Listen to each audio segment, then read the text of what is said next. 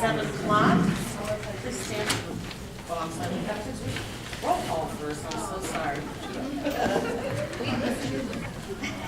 Mr. Armstrong. Here. Mr. Benacci. Here. Mrs. Powers. Here. Mr. Spangler. Here. Mrs. Wright. Here. Now you can see the pledge of allegiance.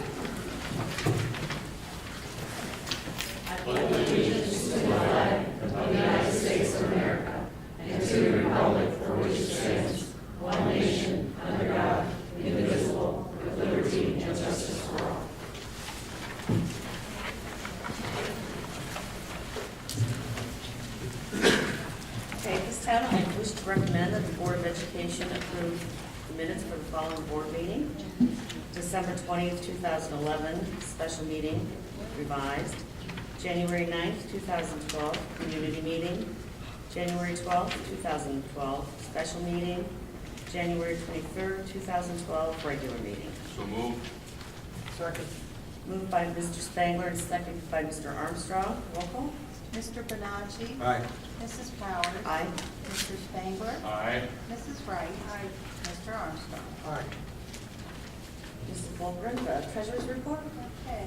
Item A, financial report for January. I wish to recommend the Board of Education approve the financial report for January 2012 as presented in Exhibit Number 1. It was moved by Mrs. Wright and seconded by Mr. Spangler. Roll call. A quick discussion. I noticed that there was an Alma Burns invoice in there, and we didn't have him on our authorizations. Is that something that's real old, or? I'm sorry, what was the name again? I heard the birds, I didn't hear the first Alma one. Burns? Oh, Alma. Yeah. There was an Alma Burns invoice for $260.39. Yes, that invoice is there during audit. All of the firms that we worked with during the year had to send letters to the state auditor's office describing the work that they did for us. That was the bill for during that. So that's an old. Yeah. Okay. Thank you. Okay, Sure. Roll call. Mrs. Powers. Aye. Mr. Spangler. Aye. Mrs. Wright. Aye. Mr. Armstrong. Aye. Mr. Benacci. Aye. Item B, check register for January. I wish to recommend the Board of Education approve the check register for January 2012 as presented in Exhibit Number 2. Second. It's moved by Mrs. Wright and seconded by Mrs. Powers. Roll call. Mr. Spangler. Aye. Mrs. Wright. Mr. Armstrong. Aye. Mr. Benacci. Aye. Mrs. Powers. Aye. Item C, a permanent appropriation resolution. I wish to recommend the Board of Education approve the permanent appropriation resolution as presented in Exhibit Number 3. So moved. Second. Moved by Mr. Spangler. Discussion. Yes. The total wasn't changed from the last time.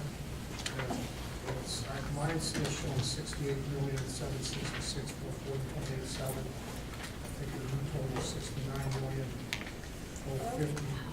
You're correct. I generally don't put a total on there, so I'm sorry that must have ended up in the 10th area. Yeah, So we might have. you can knock that, just strike a line through there. And just for review, there are 2 items asterisk there. Those are both federal grants that we, our allocation changed from 0 to the first one, Fund 533, it changed to $3,700, $3,735. And the Title I ARA money was moved from 0 to $280,000. And later in the meeting, Karen Moore will address the board about the expenditures that we can use those funds for. Are there any other questions? Oh, okay. It was moved by Mr. Spangler and seconded by Mrs. Wright. Roll call. Mrs. Wright. Aye. Mr. Armstrong. Aye. Mr. Benacci. Aye. Mrs. Powers. Aye. Mr. Spangler. And item D is high school class of 2016. I wish to recommend the Board of Education approve the account for the high school class of 2016, Fund 200, Special Cost Center 9256, for the purpose of instilling in all members respect and courtesy, and to raise funds to be used for senior year activities. So moved. Second. Moved by Mrs. Powers, seconded by Mr. Spangler. Roll call. Mr. Armstrong. Aye. Mr. Bonacci. Aye. Mrs. Powers. Aye. Mr. Spangler. Aye. Mrs. Wright. That concludes my portion. Thank you. Thank you. Dr. Jones? Thanks, Mrs. Powers. I think as everyone here knows, there was a tragedy not very far from us today in Chardon at the high school. And I think that really is a sober reminder for all of us of what can happen anywhere. To me, this is not a school issue, it's a societal issue. The reason I say that, it can happen at a school. Any one of us could walk into Circle K, get a cup of coffee, and somebody could walk in. As we're all sitting here listening to me right now, as I'm talking, somebody could walk into this room. So it is what we live with. My heart goes out. I hope all of our hearts, I know all of our hearts go out to the people of the community of Chardon. And I would ask everyone here to acknowledge that 4 children were injured today. One did pass away. And I think it would be appropriate for all of us to take a brief moment of silence to remember that child. So if you would please join me.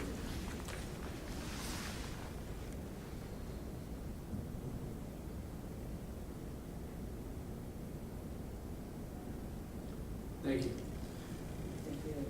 Can't imagine, I got a couple other things, can't imagine families are going through, and, but I do want to assure everyone that very early this morning, we corresponded with all of our principals to please review with all of the other administrators and key people in their buildings to review our crisis procedures, which they did do. I want everyone to know that we do have a district crisis plan, and it deals with not only intruders, but it also deals with a variety, almost every imaginable particular situation, evacuation plans, tornadoes, fires, again, intruders and those kind of things. We also have, in each classroom for teachers, we have flip charts that we created back in 2008 that deal with crisis situations. So if you can imagine being a 3rd grade teacher, having 25 young people in your classroom, and all of a sudden you get a signal that there's an emergency, what do I do? I'm trying to make sure my kids are safe, they're comfortable, they're not hysterical. How do I do what I'm supposed to do to make sure that they're safe and that all of us are safe? So we do have those quick grab flip charts that they can flip to the particular emergency, whether it be a tornado drill, and they can go through a few bullet points of what the main expectations are. As I mentioned too, we do have evacuation procedures, so if there's a building that needs to be evacuated, we know what building they're supposed to go to in terms of primary order, secondary order. Mr. Damon and the bus garage are very much in tune in terms of their response time and how important that is. He's assured me this morning that he can have buses ready to go, 12 buses, in fact, within 10 minutes to move our children where they need to go. I also want to emphasize that we will be, we happen to have an administrative meeting scheduled for Wednesday morning, and we will be spending a great deal of time reviewing all of our procedures and making sure that we are up to date with this very sober reminder of that. I also want to thank Dr. Sadana, who sent me today via email some crisis information that dealt with a whole variety of things that I did share with our administrators and encourage them to review and share with their folks in terms of how to help deal with students, parents, staff members, and the public in terms of their concerns. So just wanted to share that, how we have responded, and I guess that's it. me too. Usually once during the year, there's an emergency drill on the high school in particular. correct? Every November, late November, we have an emergency drill, a lockdown drill in all of our buildings. We also have regular fire drills and also a tornado drill in all of our buildings as well. Thank you. Besides drugs. And we've also used the law enforcement agencies to actually bring drug dogs in here into the high school this year to ensure that our kids are safe and that the illegal substances aren't.